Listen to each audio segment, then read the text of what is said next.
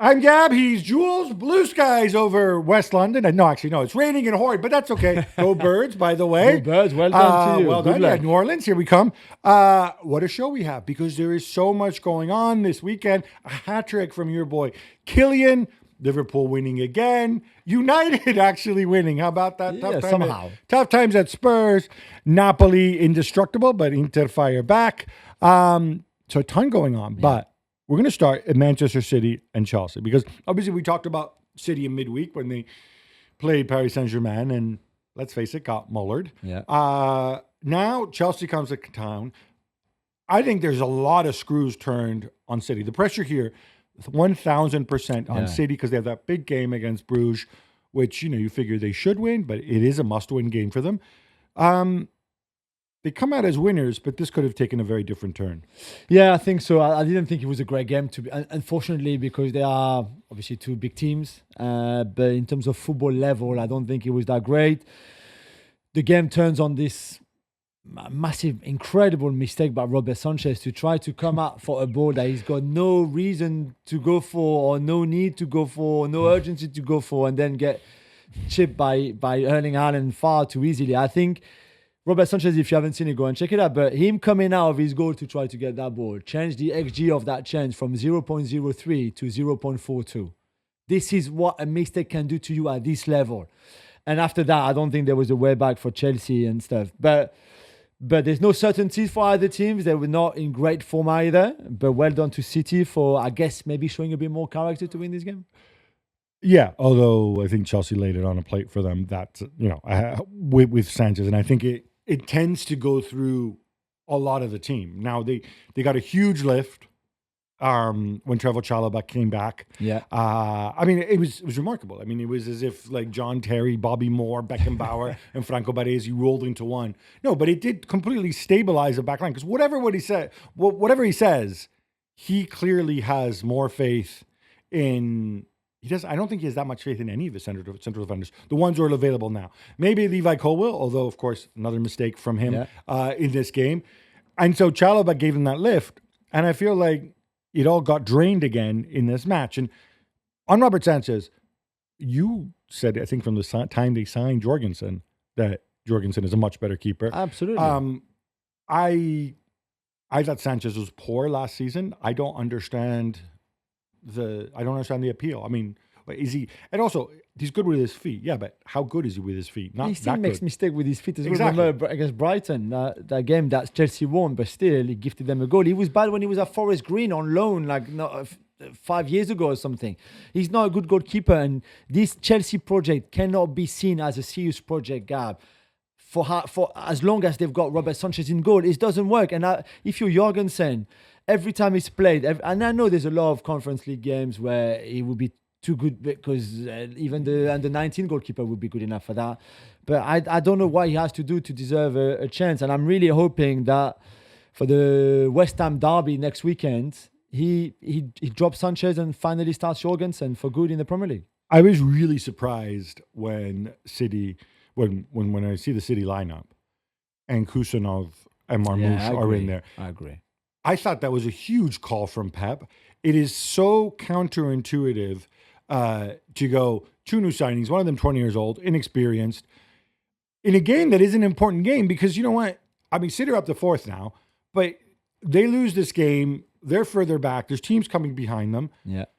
Was this just Pep being brave and chucking these two guys in without... I mean, Marmoush must have had, 2 training sessions? Yeah, they had 3 training sessions or something like that, the two of them. I don't think Guardiola should have started. Kusanov especially. Marmoush may be a little bit different as a forward, but for Kusanov, I didn't think Guardiola should have started him. I thought that was a poisonous present in a way. He was not ready. You could see on his face, even in the tunnel, that he didn't look right, that the tension, the pressure was getting to him. I know Stones is not fully fit, but Stones could have played for the first half, the first hour, and then Kusanov could have come on if Stones was struggling. By then, City could have been 3-0 up, for example. Instead, you really throw Kusanov in at the deeper end where he's not ready for it. I know Makusanov. I've seen pretty much every game he played for Lens in France. He was like overwhelmed massively even before the first ball was kicked in that game. And it's no surprise, I think, that he made those mistakes. He's a much better player than that, and he will be great. And he will learn from it for sure. But I thought Guardiola played with fire there. So this is the question I have for you, Gabby. I think Guardiola in his pre-match press conference mentioned that they would play a different style.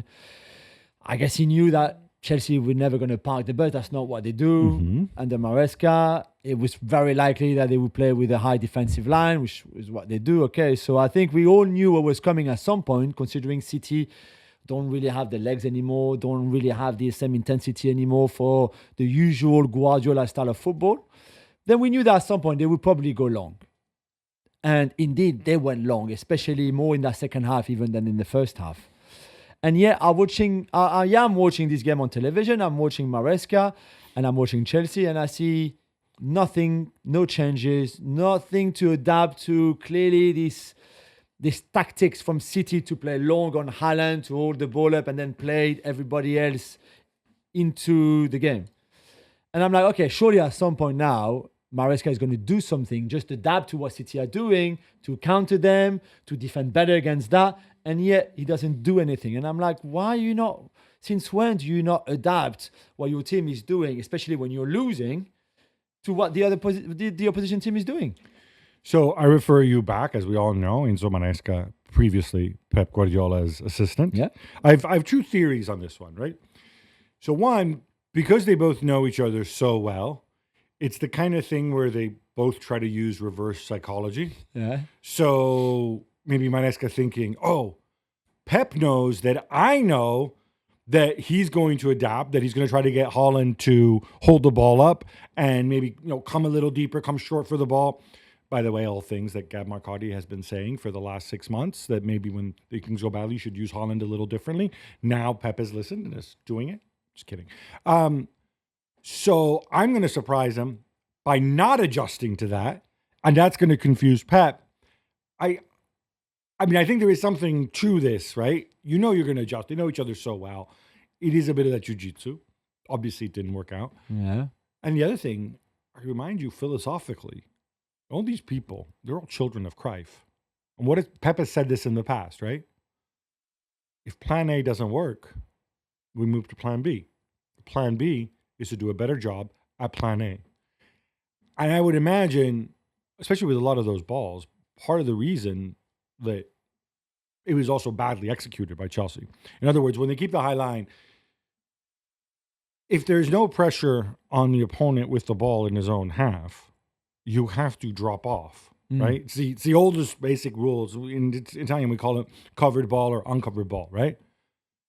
And they're not getting around the pitch and pressing as effectively as they are. They're from it. You don't even, I mean, pressing. You don't need to go and press the life out of it, Klopp style. Yeah. You just need to have somebody nearby standing in front of the dude with the ball, and then he's not going to hit the ball over the top. But too often, I think City found themselves in those situations where they looked up and they had the opportunity to go vertical. And I think that's what Maresca would say. That would be his explanation. Yeah. I was disappointed because I think it cost them the game. I know that Robert Sanchez is the bigger mistake. The Cole Palmer strange cross for Nico when he's one-on-one with the keeper instead of going for goal himself is a weird one, and that could have gone 2-0 up for Chelsea. But wasn't that on his right foot? Well, he can open his left foot. I think he had still enough space between him and the defender behind to go with his left foot. And even if you think that the cross is the right call for a player like him, even on his wrong foot, it's a bad pass. He said it many times, I have no right foot. Yeah, well, he should have won at that level, and that was a bad pass. And it's a shame. I don't know what would have happened after if Chelsea had gone 2-0 up, but this is also a big turning point. I also think, you can either adapt system or you can also bring in players off the bench, give it a different look, freshen it up. And this is not an excuse, obviously, because those players who are there, many of them he chose. He chose to spend money in Kieran Dewsbury Hall and people like that, or at least the club did. But I look at this and I say, I really think there is such a drop-off between the B team, if you want to call it that, the guys they have on the bench. Yeah. And again, nobody's going to feel any sympathy for them because they spent all this money and whatever else, right? But when you look at it and I go back to this, right? Mark you? Really? Yeah, This is my option? What? Yeah, no, he's not good. But Nkunku, Neto, these are good players. Okay, you want Neto? Would Neto be in the fourth string at Paris Saint-Germain? I mean, No. But this is Neto's not what a you good said. player This is because not what he plays you on said. either You wing. said there's a massive gap between the starters. I don't think there's a massive gap between Madueke and Neto. I think there is. I think Neto's don't main think there asset is. is he plays on both No, flanks. I don't think there is. And Neto has been good when he played and when he started. When you play him in his position on the right wing, not the left wing. I think there's an argument to be made that I think Nkunku, since Manesca arrived, could be contributing more. Maybe this is a super sub. Maybe you do change things up. Maybe this is his inflexibility. Maybe you find a way to play Nkunku with Jackson together. Let's not forget. Yeah. Jackson was a winger until he became a center forward, right? And he played in the two in the past. Nkunku, when he played forward, he always played on the two. Is there a way to do that? Should you just because he's more talented than most of these guys you have on the pitch, and you should get Nkunku on the pitch because he's more talented. Yeah, even for Jackson, I think there's an argument to have that him and Palmer can play very well as a front two together. And Nkunku and they Palmer. can, but everything changes though. If it's Nkunku and Jackson, instead of Jackson. Yeah. But I think that can still work. But he never really tried it. For Maresca from the beginning, and I'm not having a go at Maresca because he's done a good job. Let's be honest. He's done a very good job given the circumstances. Even with one win in the last 7 Premier League matches, though. But still, it's still a very good job. I just think, and maybe he never felt he had the time or the capacity to try something different and work on an Nkunku Palmer front two, for example. I think he's been a really plan A guy with Nico Jackson in the team. And when Nico was doing well, which he was for the first 6 months of the season, I had no issues. But now that Nico is not doing well anymore, not at all, then I think having a plan B with maybe an Nkunku option and a slightly different style would be beneficial. Or just having a reserve center forward who is but you don't have that. So but Nkunku and you never use him. And Nkunku needs to leave this club. As sad as it is for me, Christopher Nkunku has to leave Chelsea Football Club right now. Right. Because nothing is going to improve for him there. Well, unless Cole Palmer gets injured or suspended, and then Nkunku comes in from Palmer and plays his actual real position.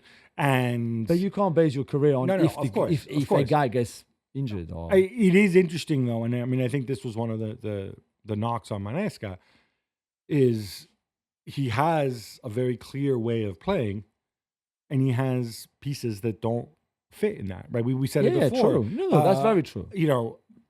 So still, I mean, they're up there, they're fighting, they're progressing, they've got a ton more points than they did last season. I think this summer is going to be very big for them. Final word on City. Did you like Marmoush? He's fast. He's playing with Holland. He's always played in the front two. You could see. We said the other day, we explained, didn't we, that we explained why we don't the best position for him. But we also explained that why we weren't wild about this transfer, in the sense that, are you going to transition to a front two? He's not Alvarez. I think, other than being faster than Alvarez, I think Alvarez is, and I don't like Alvarez, as you know. I'm not a big Alvarez guy. Yeah. I think Alvarez is better than Marmoush at pretty much everything, except maybe speaking Arabic. I think you're a bit harsh. I thought that was a good debut. I think he brought a lot of energy. No, I'm not saying he played badly. No, it was a great debut. I think he's a good option to have. And yeah, the front two means there's no De Bruyne in this team, and Foden has at times to play wider. But then I saw a lot of fluidity between Marmoush and Foden. Marmoush then going wide and making those runs from the side in towards the center of the pitch, which worked great. So I'm quite excited to see how this evolves in. You're Jeremy Doku. What are you thinking now? Well, you can play Doku on the left. No, but if you think about it, right? You've built the team on wingers, right?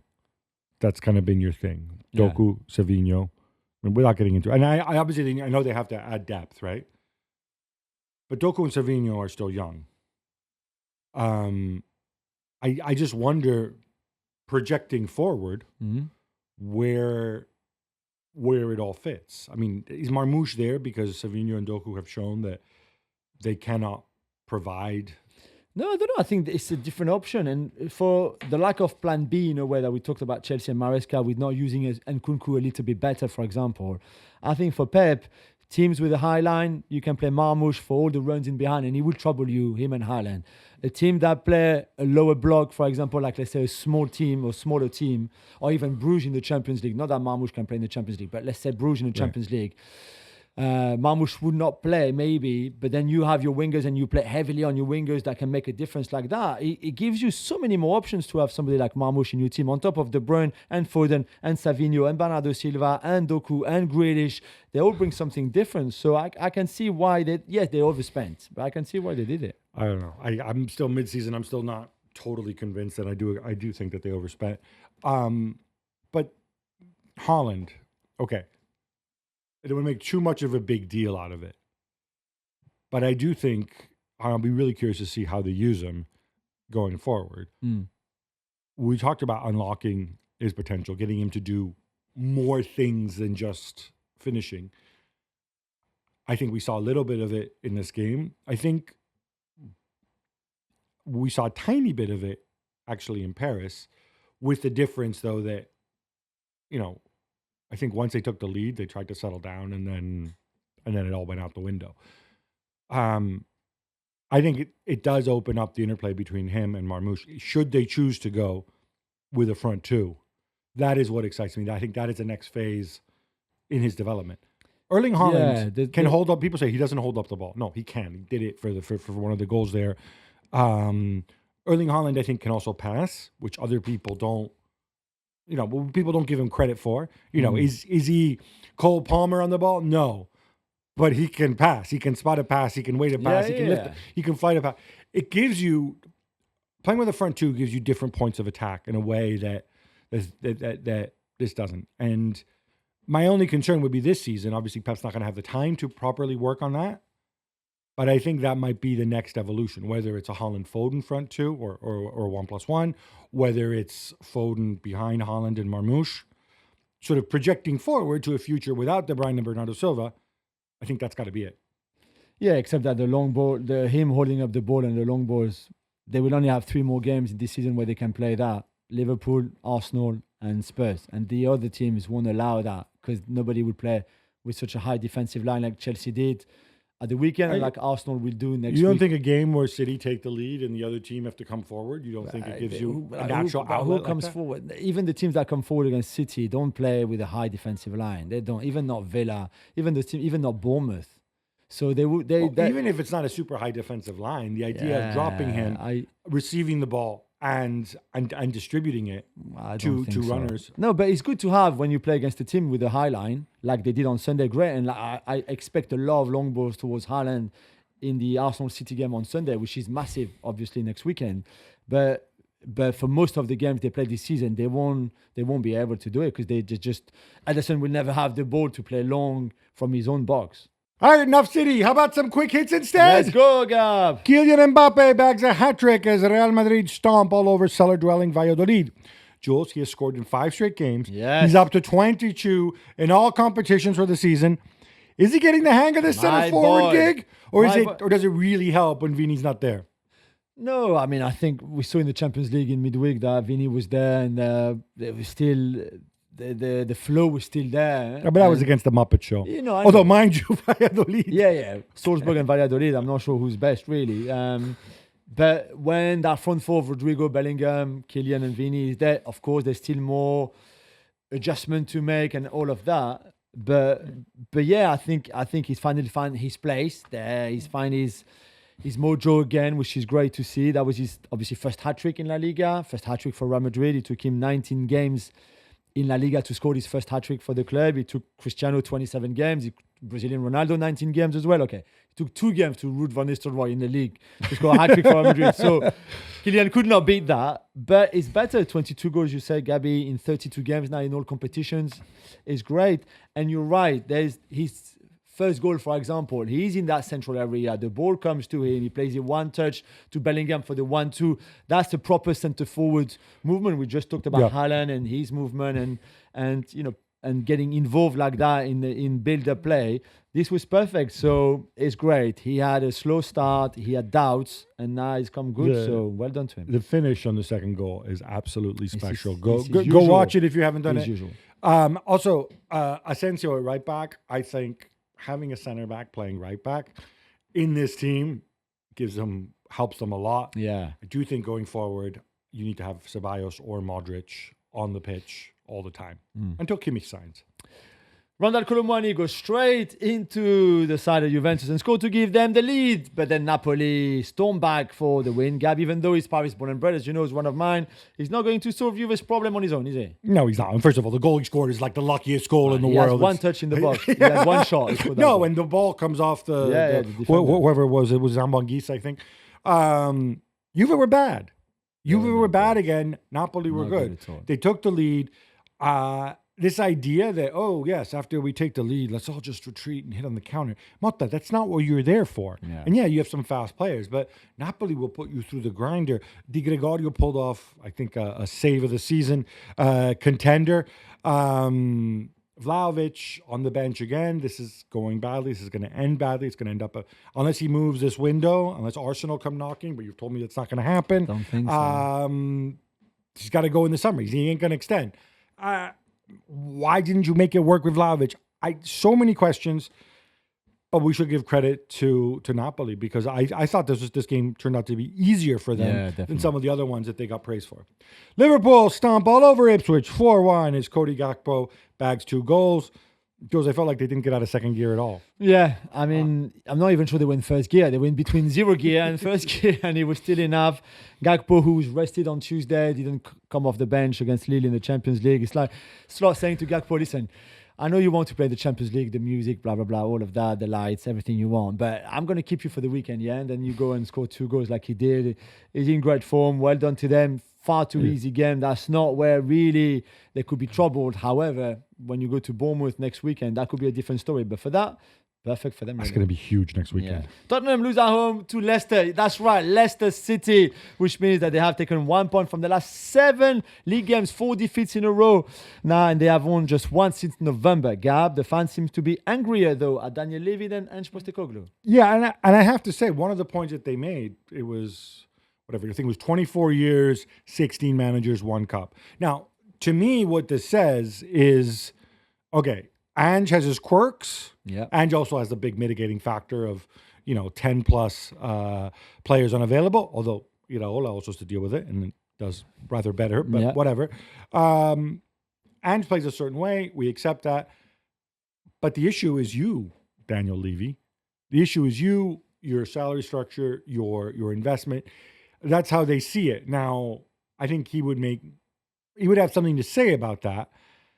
And the fact that they were so vocal at the end, again, towards Levy more than Ange is, they don't just want to see another sacking. They want to see a cup. They've got, they're still alive in 3 cup competitions. Yeah, they can win the treble. They've got a shot there. It doesn't change the fact that I thought Ange Postecoglou got it wrong on the day again. Now, they could have won this. Maybe, I don't know what the XG says, chances, whatever. But if Pep Sarr can't play, don't play him. Don't put him in that situation where you might pick up even more injuries. So more questions. They're going to stay up. The cups are going to save them or not save them. Jules, we're not done because we have more quick hits. Yes. My boy Riccardo Calafiori scores the only goal as Arsenal, despite playing a man down for nearly half an hour. We'll get to that.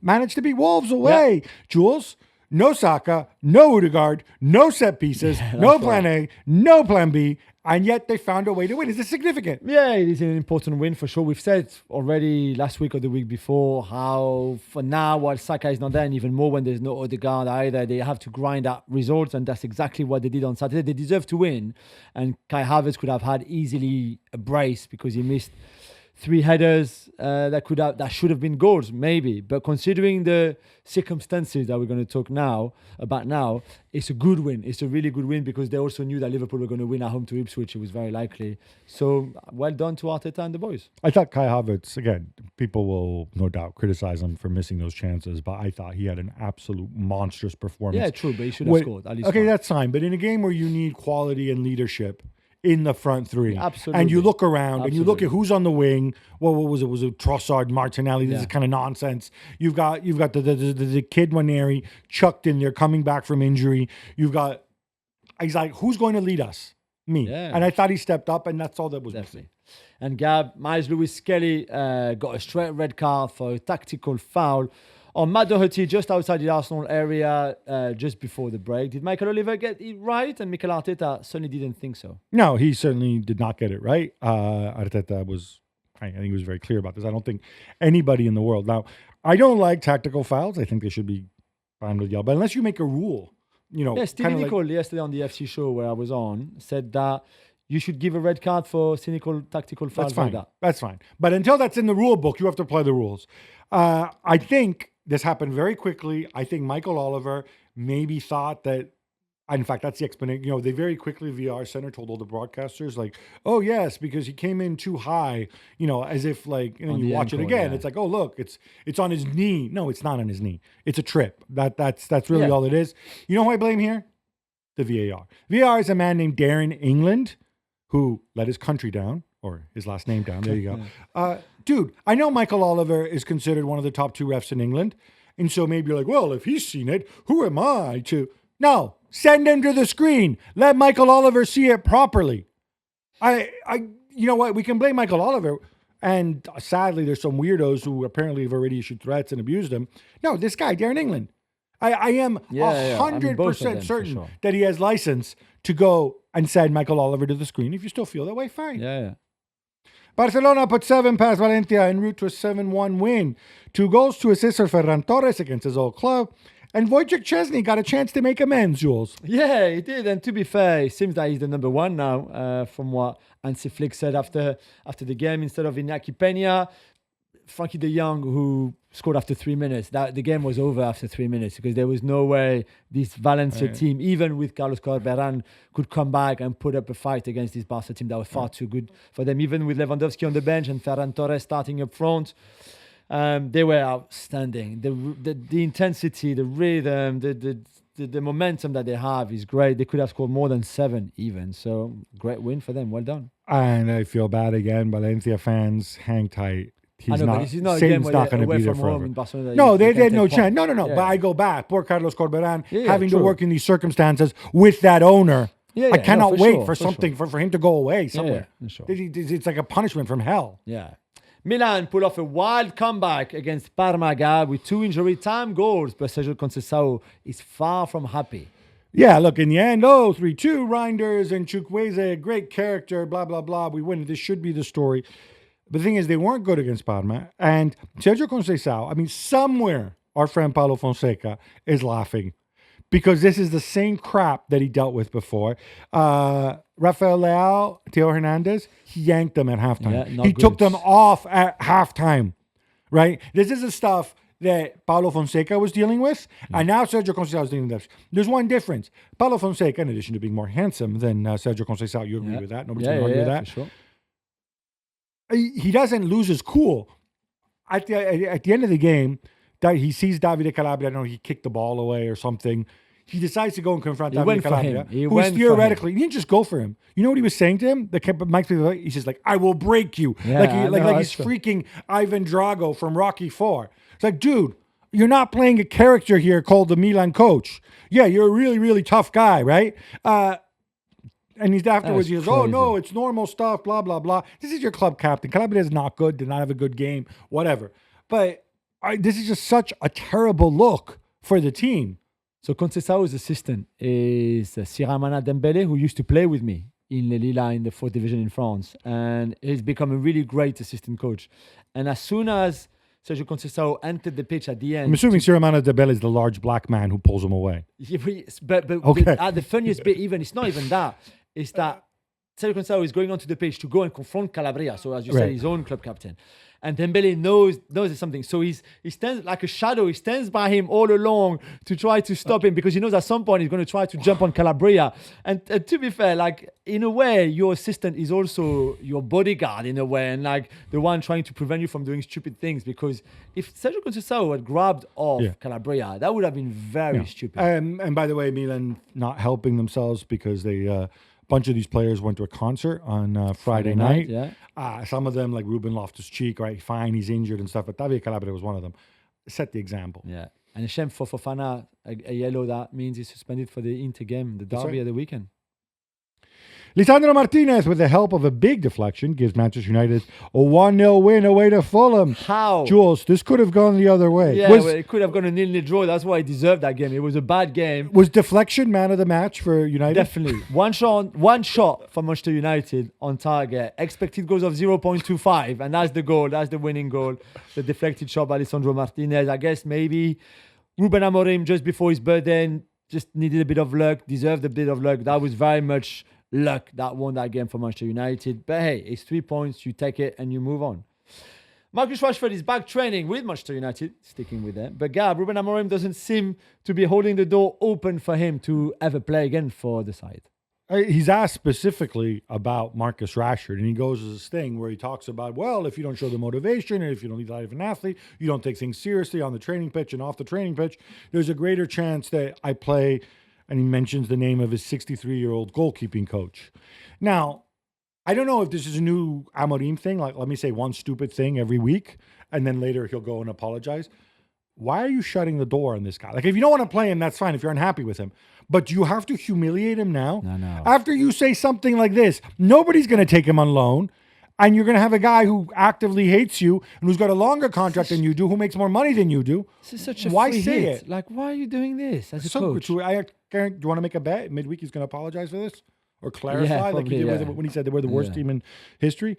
Kvicha Kvaratskhelia makes his debut for Paris Saint-Germain, but they're held to a 1-1 draw by Reims. Jules, how did he look? Not too bad, Gab. I mean, he hadn't played for a month, so you knew he was going to be a bit short of match fitness. In a way, we were a little bit surprised he would start this game. He gave the assist to the Dembele goal. There was good moments, clearly the usual quick feet, etc. It was great to see him with that number 7. There was quite a low-key presentation of him before the game too.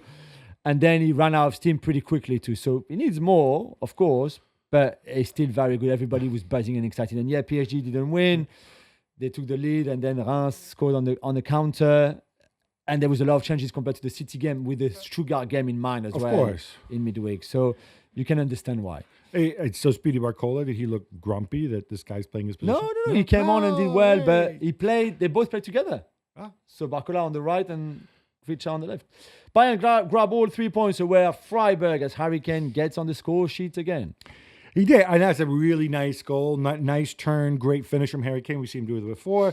He mixed things up. He played Pavlovic in midfield. Nice to see. Yeah. And Joshua Kimmich going back to right back. I have no idea it's tied to his contract negotiations or not, but I want to see him in midfield. Jules, Alphonso Davies is off the market. Still waiting for it to be official, but everybody has kind of confirmed this, including Bild, who sometimes feel like the official spokesperson for Bayern Munich. So he's extended his deal until 2030.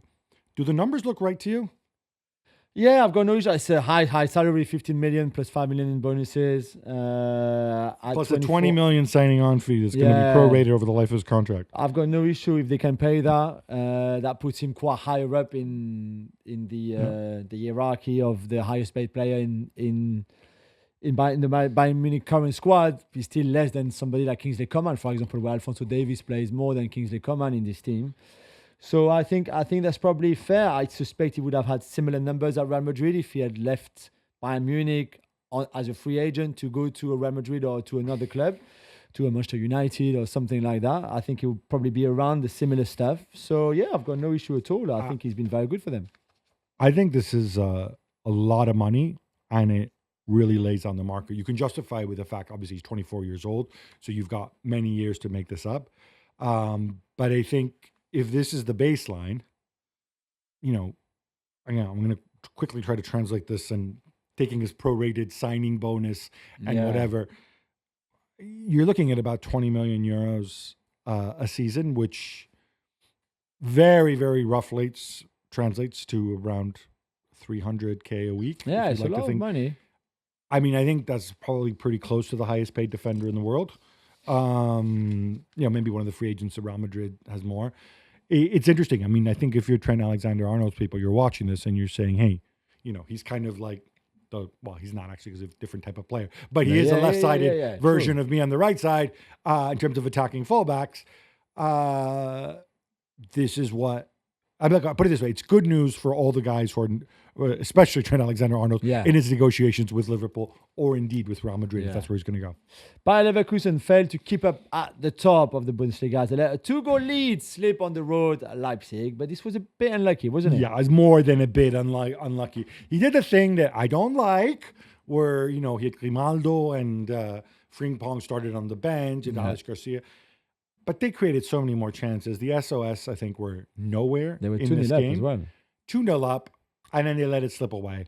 But they still had chances in between the goals. They kept going for it. I think you like what you see if you're disappointed with the result, if you're Xabi Alonso, but you like what you see. You feel good going into the last, into match day 8 of the Champions League. And, if you're at Leipzig, I think, again, ask yourself, hey, how did they go 2-0 down? Oh, maybe somebody puts in a tackle on that Florian Wirtz when he goes and slaloms, between all my defenders. That might be a start. Was so good in that game. Atletico Madrid slipped further behind the top as they're held 1-1 at home by Villarreal. Jules, hindsight is 2020. Maybe this wasn't the right game to start rotating again. And I don't think we needed the hindsight 2020 to realize even before that Villarreal were going to be a tough team to play against. You're what, 6th in the table? 5th? Yeah. Marcelino doing a really good job there and the way they play, the 4-4-2, all that drill and discipline. And we said already Atletico had been, after this incredible 15 games winning streak, which was amazing, really was amazing, but they've looked a bit more tired lately, and that's why I guess he wanted to rotate, especially after the Champions League in midweek where they played with 10 men against Bayer Leverkusen, came back, won the game, great, but this was not very good, and they went behind and they came back to at least get a draw, which was the least they could expect. Really poor, I thought, in the first half. Very poor. Got a little better afterwards when he made some changes, but still. Inter Milan also rotate heavily as Davide Fratesi returns, and they run past Lecce 4-0 away from home. Gab, they're not letting up.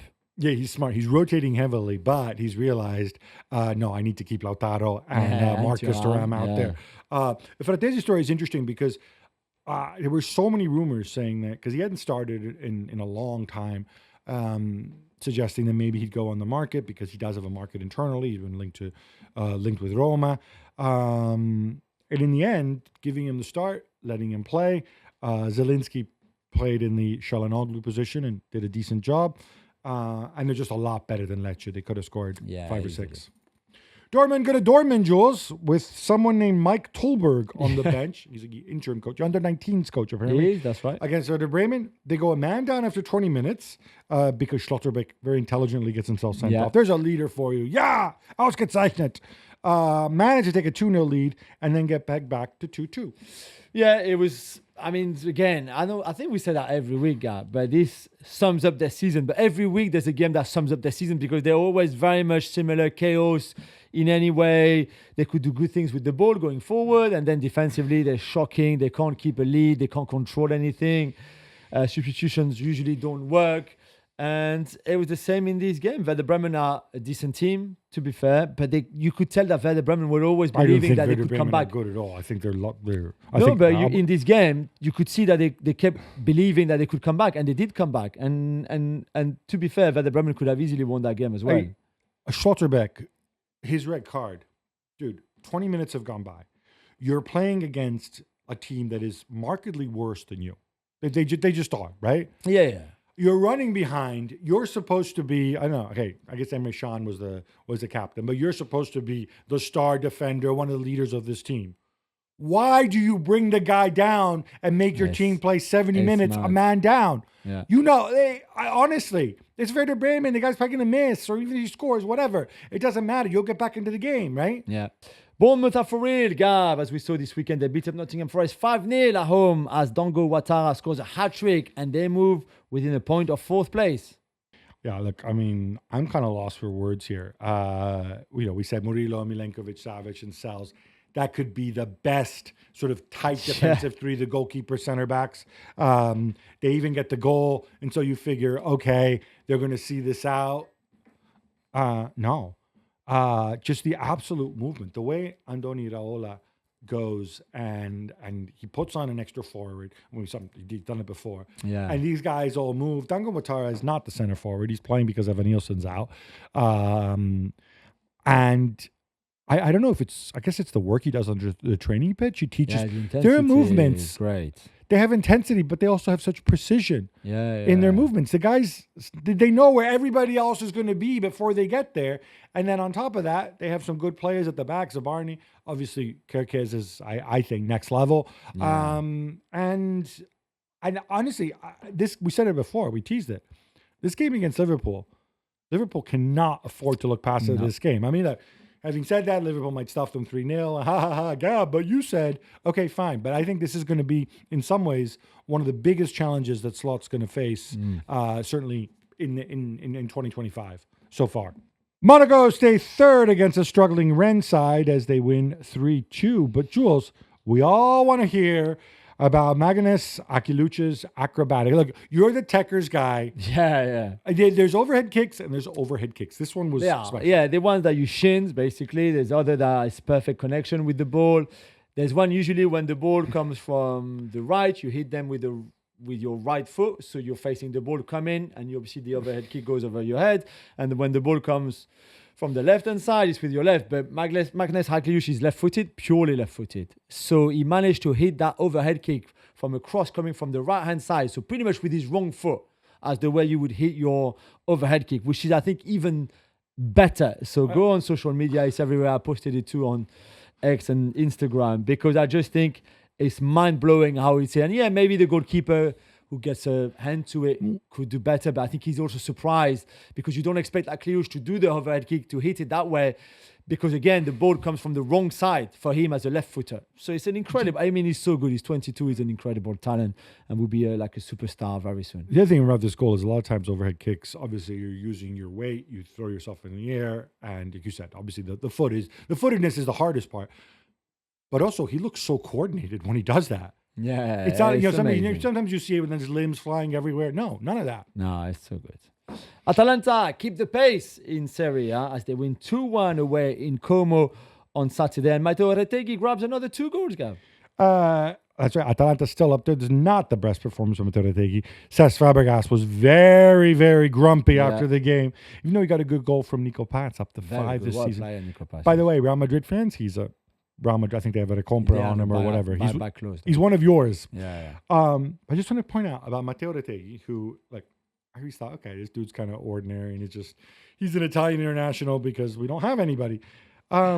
He's now scored 16 league goals this season. He's done it in 16 starts. The only people who've scored more league goals in the Big Five this season, their names are Mohamed Salah, Erling Braut Haaland, Alexander Isak, and Harry Kane, and all of them have started more games than he has. Season, really. It helps when you play for Atalanta. I wonder how much Haaland would score if he played up front for Atalanta.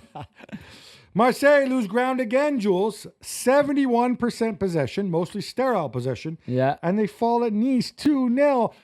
Help my man De Zerbi. What should he be doing different? Yeah, he said he wasn't good. He wasn't good in either boxes, really. One of the worst performances from Marseille for a very long time. They hadn't lost since November when they lost at home to Auxerre. And in a game where, in the big derby, by the way, they hate each other so much. Nice and Marseille, obviously, quite close, the Mediterranean derby. So the atmosphere was huge, massive, probably even too much because it was borderline. Some of the banners that the Nice Ultras had, some of the songs they were singing, very discriminatory against Marseille people. And a big derby where Marseille and Lilian Brassier, the centre-back, made a massive mistake after 5 minutes. That cost a goal. And after that, it was always going to be difficult for Marseille. But Nice and Franck Hayes, so they're one of the worst teams in Europe, Nice, because they're not going to make it to the next round of the Conference League. And somehow, the Europa League, but somehow... in the league, they are closing in on the top 4. They can qualify for Champions League next season. Their home record is really good. It's incredible. Evan Guesson has been one of the revelation, the French Avoyan international centre forward. Incredible talent. He's going to move soon. He's going to be a big transfer for Nice at the end of the season. But yeah, disappointing from a De Zerbi Marseille point of view. Fair to say Nice people consider themselves posher than people from Marseille? Yeah, probably. Probably they do. Manchester United continue to be linked with Lecce's Patrick Dorgu and are reportedly submitting another bid, Gab. How excited are you? I'm really curious. So this guy Dorgo, for those who haven't seen it, the guy's you probably wouldn't unless you're a Lecce fan because he's Like been my there now middle for 2 son. years. Like your really, Yeah, he's a massive Lecce he likes fan. the red and yellow. Yeah, he's got shirts. We watched the game. I don't know where it comes from. So he's only 20 years old. He's just a left-sided player. He's played left back, left wing back. He's played left wing. He really is kind of like a piece of clay. Yeah. And someone you don't know what's going to happen. He is extremely, extremely quick. He's also Fast. decent technical ability. I'm thinking maybe if he's trying to replicate Sporting Lisbon, maybe he sees him a little bit like Kenda. Yeah, Kenda. The difference, or maybe I'm just saying that because he's very young and a wide player playing as a wing back. I don't know. Lecce want 40 million for him. Sounds like a pretty reasonable price considering he's still very, very raw. It's time. It's time. It's Texter time. Jules, I have a lot of sympathy for him this week. Yeah. Leon had traveled to Nantes, and there's some bad history there between those sets of fans. And that ungrateful, meanie Judas, Anthony Lopez, forgets his heritage, forgets where he's from, makes a bunch of saves to hold him to a 1-1 draw. And in fact, they could easily have lost this at the end. Yeah, Lucas Perry made a massive save, 1-1 right at the end for Lyon to get just a point. And to be fair, they were the better side for an hour easily. They played some really good football, should have scored more. You're right, Anthony Lopez against his former club. I mean, the club, he was saying after the game that the last time he played against Lyon was when he was 7 years old or 8 years old before he joined the Lyon Academy as a 9-year-old. That's how long he's been. 24 years he spent at Lyon, and Lyon didn't play him. He was on his last year of his contract. They wanted to get rid of him, so he left in January to go to Nantes and made some big saves. And then Nantes came back, and it's the fourth draw in a row now in the league for Lyon, who are obviously losing ground in that big race for places between second and fifth, really, in Ligue 1 behind PSG. And that was a bad result, and that put more pressure on our friend Pierre Sage because Stonewise is under pressure. I know, and Texter flirting with Paulo Fonseca. Of course, it is. Just one thing quickly. I only saw the highlights of this. The non-winger, the Nigerian dude, Yeah, Simon, is he actually good, Very or did he good. just look good in my highlights? No, he's very good every time. Everybody is still wondering why he's still there because He looks like a player and a half. he's a great player. He's obviously a Nigerian international, so he's not.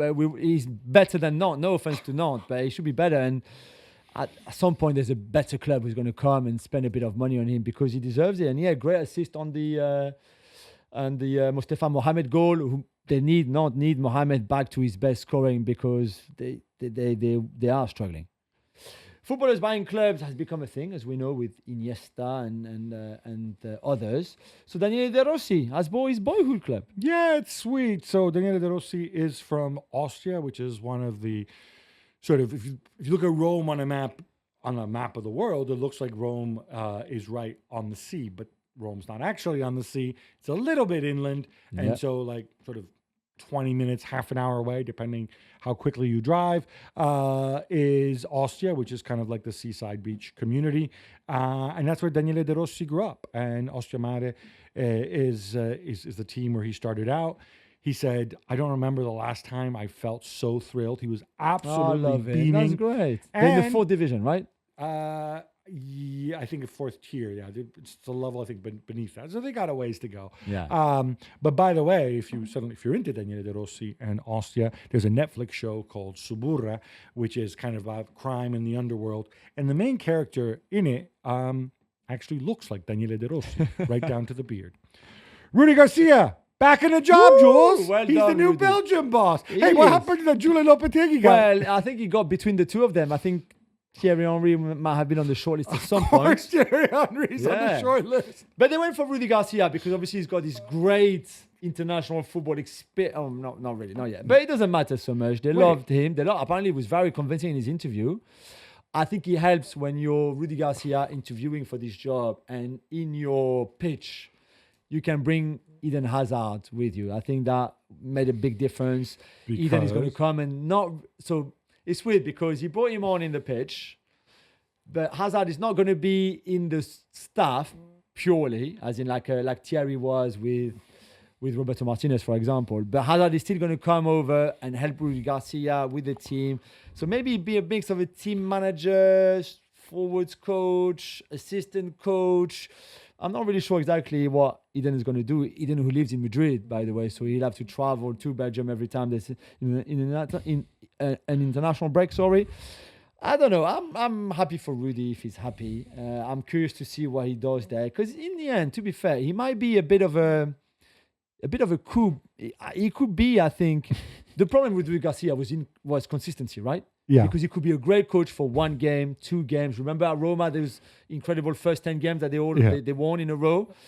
And then obviously over the whole length of the season, you can't really cope with Rudy Garcia as a coach if you're a player. So there's struggles, and then there's obviously disappointments. But maybe over a tournament where you play 7 matches or slightly more now, maybe it might be good. I don't know. It's me trying to stay positive. Yes, I think what probably swung it was the fact that, as you remind me of last time, Rudy Garcia won the double at Lille. A long time ago. Many, many years ago. And Lille is basically in Belgium, right?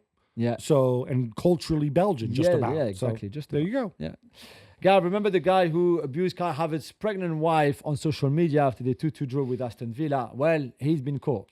Yeah, and I want to report on this just to tell people who think that they control and anonymously abuse people online.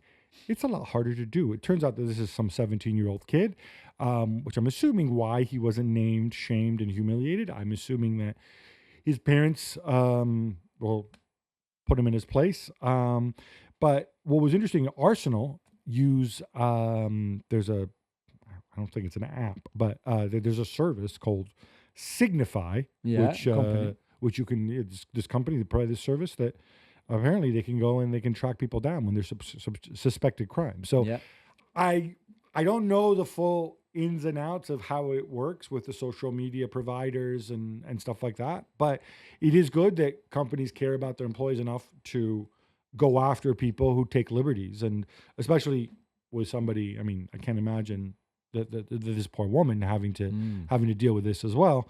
So yeah, if you're a troll, be warned. Antony's loan move to Betis is official now, and Betis chose a very cool, albeit somewhat imponderable way to celebrate his arrival, Jules. Very cool, because as you know, they announced him on social media with a super cool video where they had a lot of references to David Lynch, who sadly passed away last week.